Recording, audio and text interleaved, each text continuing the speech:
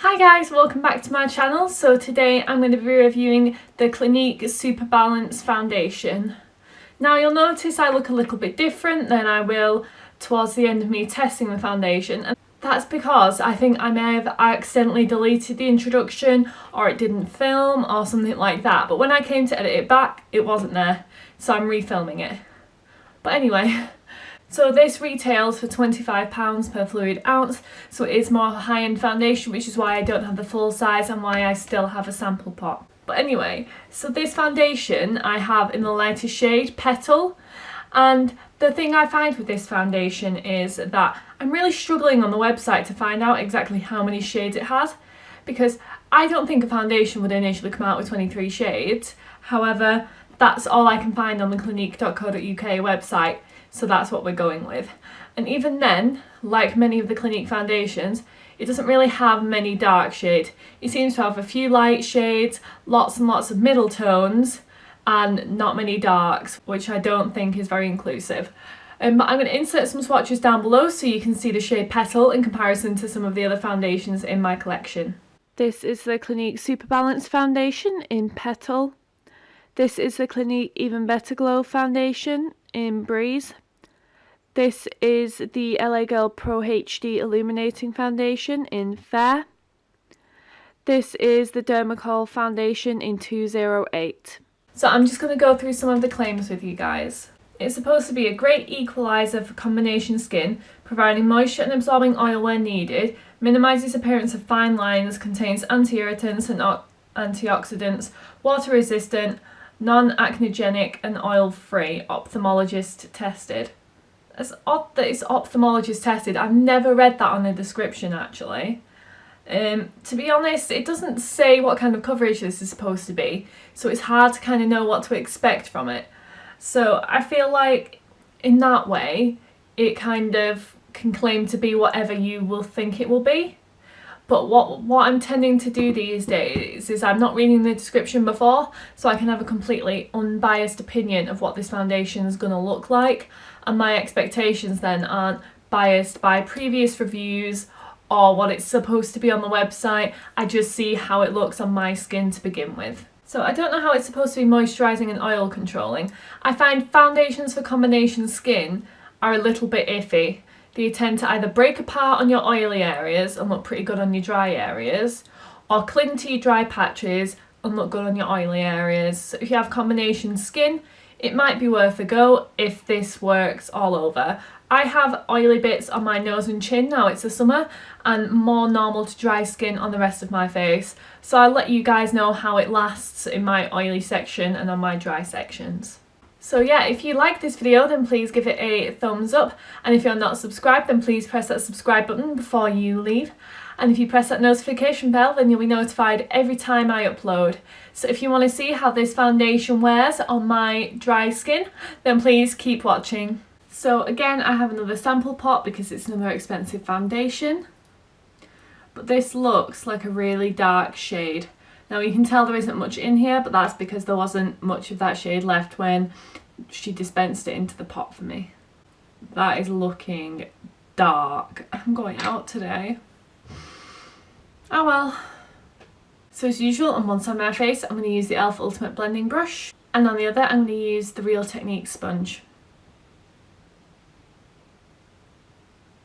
Oh, that is dark. So although this is the lightest shade, it's looking fairly dark.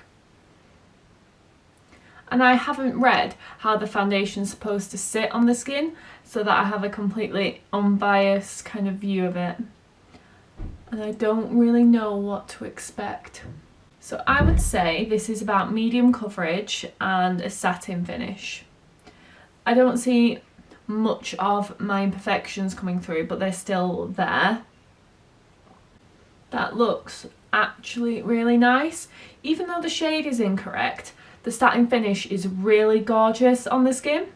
It's not going patchy anywhere, and it is like a medium coverage, which looks really nice actually, really nice. I would say the reason it doesn't look so natural is simply because of the colour. Otherwise, it isn't looking really makeup-y on the skin at all. We'll see how it looks with the sponge. I definitely feel like it's dewier with the sponge. I wouldn't say there's actually much difference. Normally I see quite a difference, but on my cheek I wouldn't say I see much difference in terms of either coverage or finish. It's a little bit dewier on this side, but that's kind of it. And I don't feel like I had to use a lot of product to get this coverage. I haven't added any more since you saw me put that layer on my face, and honestly I think it looks really nice.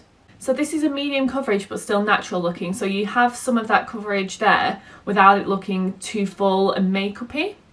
But no, this looks really beautiful, really gorgeous on the skin, really nice and glowy. I think I'm going to have to blend a bit down my neck, but apart from that, what I'm going to do is I'm going to put on the rest of my makeup and I'll be right back.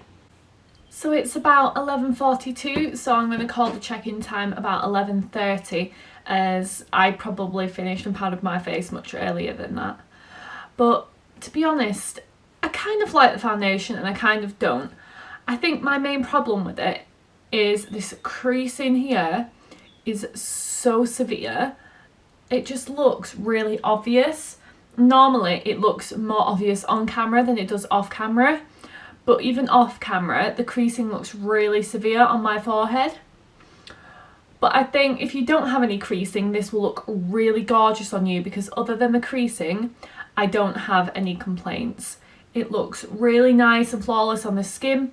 I did have to set my cheeks to blend powder products on top, but they still look really nice on the skin.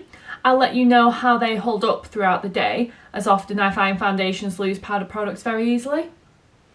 But yeah, honestly, it looks really nice. I feel like I've lightened it up enough with my other products that it doesn't look obviously too dark.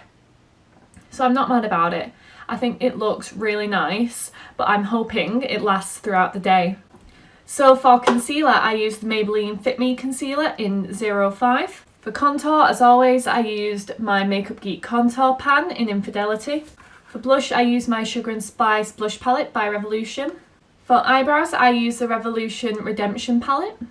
For highlight, I used the Soph Revolution Highlight Palette. To set my face, I used the Barry M Ready Set Smooth Powder. On my eyes, as usual, I've been using my absolute favourite at the moment, the Morphe 15N Nightmaster Palette. These shadows are amazing. The quality is fantastic. I really recommend you guys pick one of these up. They are fantastic. I also tried something a little bit new today. So I picked up, in one of my most recent hauls you may have seen, the Colour Tattoo eyeshadow by Maybelline, and I hadn't actually tried it out till today. I've been so busy, and it looks really nice. I had a little bit of gold left over on my eyeshadow brush, and it's just mixed in really well. It's the shade I have on here, and it looks really, really gorgeous. It looks a little less bronze on the eyes than it does in the pan. It looks like a bit more of an olivey colour. However, it looks so gorgeous. I'm really, really liking it at the moment. And on my lips, I use the Ciate Lip Velvet in Pin Up. To set my face, I used MAC Fix Plus. Honestly, I feel like I didn't necessarily even need this today. I feel like even when I put my powder on, because of how satin the finish was of this, I feel like this wasn't even required to settle powder into the makeup. If you want to make it matte, I suggest powdering it. You don't even need a setting spray like this to make it look good. Because the shade wasn't light enough, I had to put on powder to lighten it, and that took away from the shine, which is one of my favourite parts of the foundation. So I'm kind of disappointed that the shade wasn't light enough for me. So now we're going to wait and see how it wears throughout the day. Hi guys, it's now about 5:45, which means I've had this foundation on for quite a while now. And to be honest, I don't know that I like it that much. I have eaten, so I have lost my lipstick and a lot of the foundation around here. But honestly, I just don't feel like it looks so good on my face. It's holding product well, but otherwise it's kind of coming off and almost looking a touch on the patchier side. Like, I have foundations that hold up far better than this, and it's not even that hot of a day, so I can't blame like the sun for like sweating it off or anything like that. It's not looking oily, it's just kind of coming off and looking patchy in areas where I don't have concealer, like around here. there's no concealer, and it's just not looking so good. I feel like my skin's starting to poke through. It's losing coverage, which I'm not a fan of at all. If I'm going to pay this much for a foundation, it's going to last. I have foundations that last better than this for a tenner, like the Maybelline Superstay or the Ordinary Coverage foundation. I would rather wear those than this at this stage. Honestly, it's not looking so hot. My lines don't look quite as bad to me as they did before actually, but I'm starting to get a bit in my smile lines. It doesn't look that good all round, and honestly I don't know how it's going to look at the 10-hour point. Hopefully it looks better. You never know. Hi guys, so it's about 10:15, which means I've had this foundation on for between like 10 and 11 hours now, which is quite a long time. And honestly, I'm not so keen. Like, it's definitely not transfer proof. It's gone from here, it's gone from here. Ignore here, this is where I've had my glasses. But honestly, I'm not like ultra keen. It's held a bit of my product. It started to fade a little, but I'm not like mad at how much it's faded. It's held quite well actually. Although it has started to make my contour patchier than it was. But honestly, it just doesn't look great. Do you know what I mean? I'd rather this look makeup-y than like patchy and faded. Because honestly, makeup-y you can kind of fix a bit with a sponge, but honestly this doesn't look that good. It just feels like it's coming off. Not even in patches where I've had like my hand here or anything like that, or where I've been eating. You can kind of see all the white patches on me where it's gone. It started to kind of go from around here.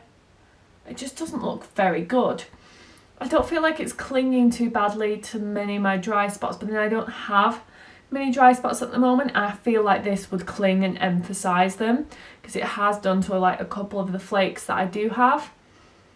But honestly, it just doesn't look so good on me. It's too dark to begin with. I think that puts me off quite a bit as well. Like, I'd have to work with this product quite a lot to get it to match me, and I shouldn't have to if I'm spending £25 on the foundation. So if you like this video, then please give it a thumbs up and subscribe to my channel before you leave. And if you press the notification bell down at the bottom, you'll be notified every time I upload. Thank you for watching.